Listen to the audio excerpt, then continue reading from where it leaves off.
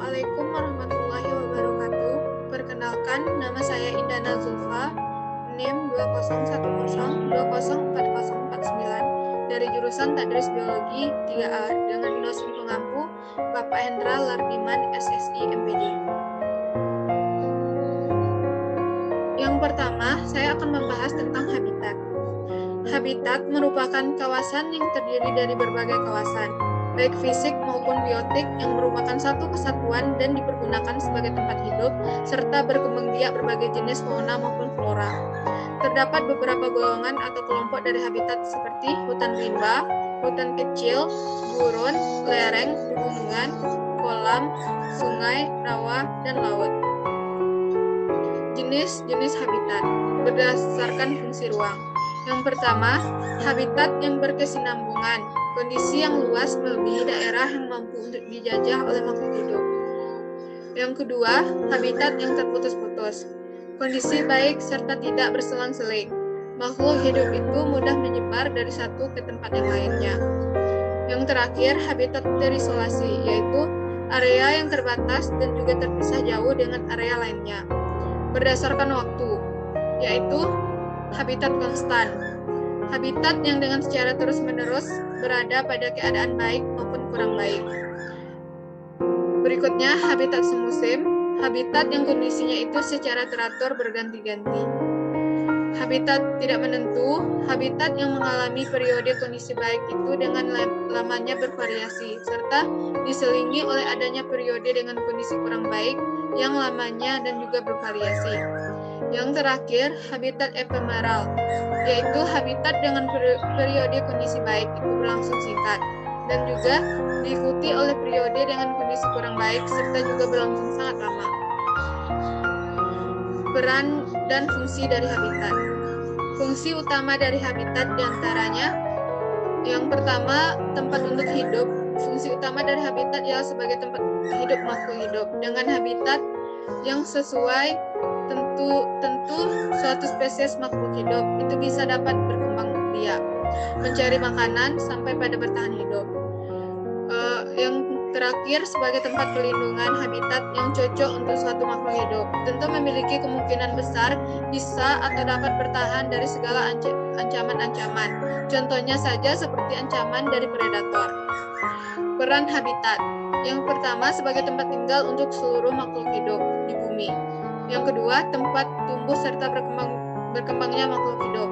Yang ketiga, karena habitat ini terbagi menjadi beberapa macam, oleh sebab itu habitat ini menjadi tempat tinggal yang cocok bagi makhluk hidup tertentu. Seperti contoh ialah tanaman kaktus yang hanya dapat hidup di habitat gurun atau juga padang pasir, atau tanaman pohon banyak ditemukan pada daerah hutan hujan. Contoh habitat. Yang pertama, habitat Nothonecta atau sejenis hewan air pada daerah danau, kolam, serta perairan yang dangkal, yaitu yang ditumbuhi oleh adanya vegetasi. Habitat pohon durian ialah tanah daratan dataran rendah. Habitat eceng gondok, contohnya daerah perairan yang terbuka. Habitat ikan emas, ikan nila, ikan gurame ialah perairan tawar. Habitat hiu, paus, lumba-lumba di laut. Habitat harimau di hutan. Habitat buaya muara di perairan payau. Habitat pohon bakau, daerah pasang surut atau daerah pantai. Habitat pohon cemara gunung ialah hutan dataran tinggi. Saya akan membahas tentang ruang. Relung, ekologi mencangkup ruang fisik yang diduduki organisme. Peranan fungsionalnya di dalam masyarakat, misalnya posisi trofik, serta posisinya dalam kondisi lingkungan tempat tinggalnya dan keadaan lain dari keberadaannya itu. Ketiga aspek relung ekologi itu dapat dikatakan sebagai relung atau ruangan habitat. Relung trofik dan relung multidimensi atau hypervolume. Oleh karena itu, relung ekologi sesuatu organisme tidak hanya tergantung pada di mana dia hidup, tetapi juga apa yang dia perbuat, atau bagaimana dia merubah energi, bersikap, atau berkelakuan tanggap terhadap mengubah lingkungan fisik serta abiotiknya, dan bagaimana jenis lain menjadi kendala baginya.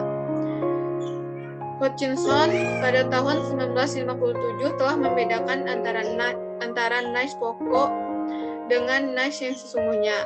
Nice pokok didefinisikan sebagai sekelompok kondisi-kondisi fisik yang memungkinkan populasi masih dapat hidup.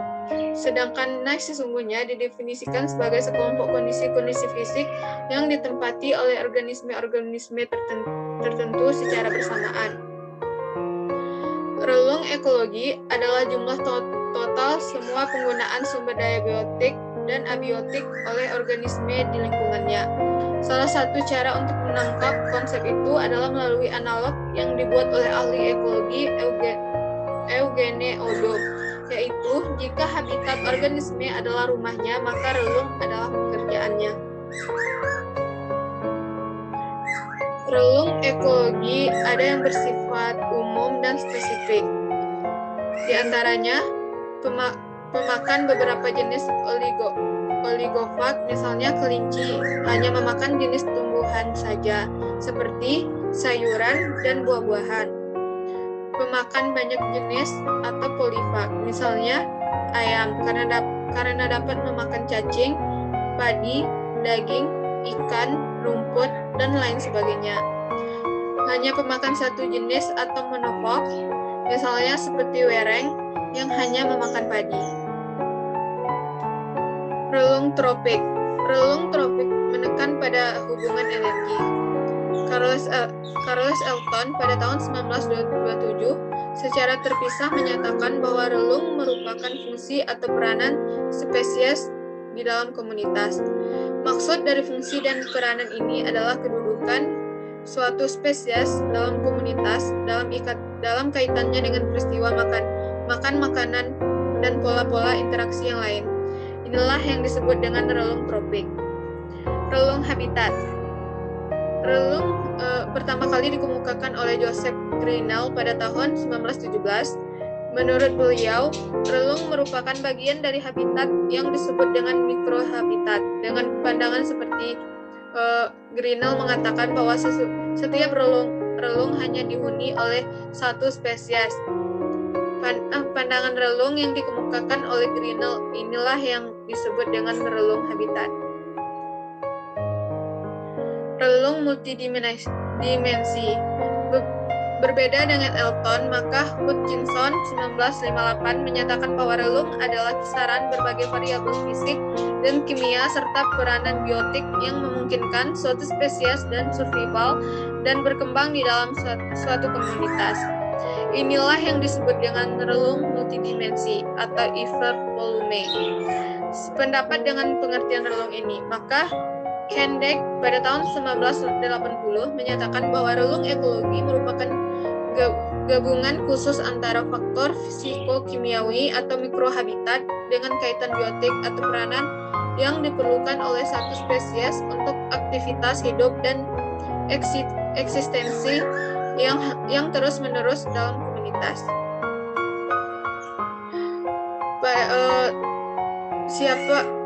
Hutchinson dalam Begon et al. Pada tahun 1986 telah mengembangkan konsep relung ekologi multidimensi. Setiap kisaran toleransi hewan terhadap satu faktor lingkungan, misalnya suhu, merupakan satu dimensi. Dalam kehidupannya, hewan dipengaruhi oleh bukan hanya satu faktor lingkungan saja, melainkan banyak faktor lingkungan secara simultan. Faktor lingkungan yang mempengaruhi atau membatasi kehidupan organisme bukan hanya kelembapan, salinitas, tetapi juga ketersediaan sumber daya yang dibutuhkan.